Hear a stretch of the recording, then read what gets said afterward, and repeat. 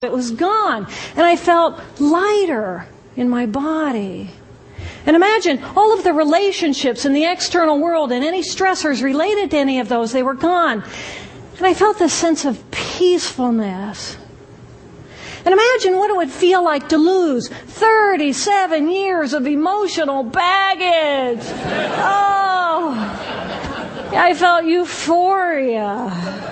Euphoria. It was beautiful there. And then again, my left hemisphere comes online and it says, hey, you've got to pay attention. We've got to get help. And I'm thinking, I got to get help. I got to focus. So I get out of the shower and I'm mechanically dressed and I'm walking around my apartment and I'm thinking, I got to get to work. I got to get to work.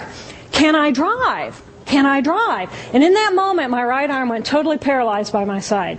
Then I realized, oh my gosh, I'm having a stroke. I'm having a stroke. And then the next thing my brain says to me is, wow. This is so cool. This is so cool. How many brain scientists have the opportunity to study their own brain from the inside out? And then it crosses my mind, but I'm a very busy woman. I don't have time for a stroke. It's like, okay, I can't stop the stroke from happening, so I'll do this for a week or two, and then I'll get back to my routine. Okay, so I got to call help. I got to call work. I couldn't remember the number at work. So I remembered in my office I had a business card with my number on it. So I go into my business room. I pull out a 3-inch stack of business cards. And I'm looking at the card on top. And even though I could see clearly in my mind's eye what my business card looked like, I couldn't tell if this was my card or not, because all I could see were pixels. And the pixels of the words blended with the pixels of the background and the pixels of the symbols, and I just couldn't tell. And then I would wait for what I call a wave of clarity. And in that moment, I would be able to reattach to normal reality. And I could tell, that's not the card, that's not the card, that's not the card. It took me 45 minutes to get 1 inch down inside of that stack of cards. In the meantime, for 45 minutes, the hemorrhage is getting bigger in my left hemisphere. I do not understand numbers. I do not understand a telephone, but it's the only plan I have. So I take the phone pad and I put it right here. I take the business card, I put it right here, and I'm matching the shape of the squiggles on the card to the shape of the squiggles on the phone pad. But then I would drift back out into la-la land and not remember if when I come back if I'd already dialed those numbers. So I had to wield my paralyzed arm like a stump and cover the numbers as I went along and push them so that as I would come back to normal reality, I'd be able to tell, yes, I've already dialed that number. Eventually, the whole number gets dialed, and I'm listening to the phone, and my colleague picks up the phone, and he says to me, and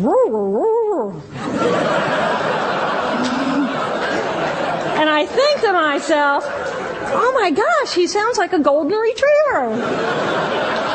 And so I say to him, clear in my mind, I say to him, this is Jill, I need help. And what comes out of my voice is, and I think, oh my gosh, I sound like a golden retriever. So I didn't know that I couldn't speak or understand language until I tried. So he recognizes that I need help, and he gets me help. And a little while later, I'm riding in an ambulance from one hospital across Boston to Mass General Hospital. And I curl up into a little fetal ball. And just like a balloon with the last bit of air just right out of the balloon, I just felt my energy lift and I felt my spirit surrender. And in that moment, I knew that I was no longer the choreographer of my life. And either the doctors rescue my body and give me a second chance at life, or this was perhaps my moment of transition. When I woke later that afternoon, I was shocked to discover that I was still alive. When I felt my spirit surrender, I said goodbye to my life, and my mind was now suspended between two very opposite planes of reality. Stimulation coming in through my sensory systems felt like pure pain. Light burned my brain like wildfire, and sounds were so loud and chaotic that I could not pick a voice out from the background noise, and I just wanted to escape. Because I could not identify the position of my body in space, I felt enormous and expansive, like a genie just liberated from her bottle. And my spirit soared free like a great whale gliding through a sea of silent euphoria. Nirvana. I found nirvana. And I remember thinking there's no way I would ever be able to squeeze the enormousness of myself back inside this tiny little body. But then I realized, but I'm still alive. I'm still alive, and I have found nirvana. And if I have found nirvana and I'm still alive, then everyone who is alive can find nirvana.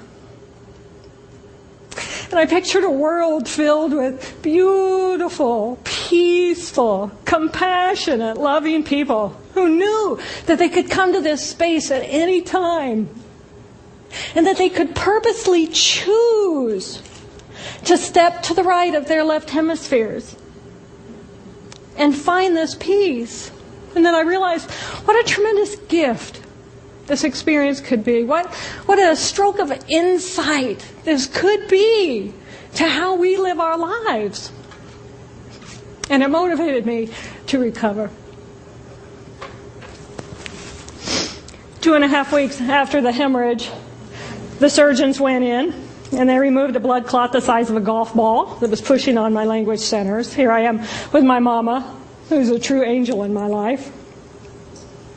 It took me 8 years to completely recover.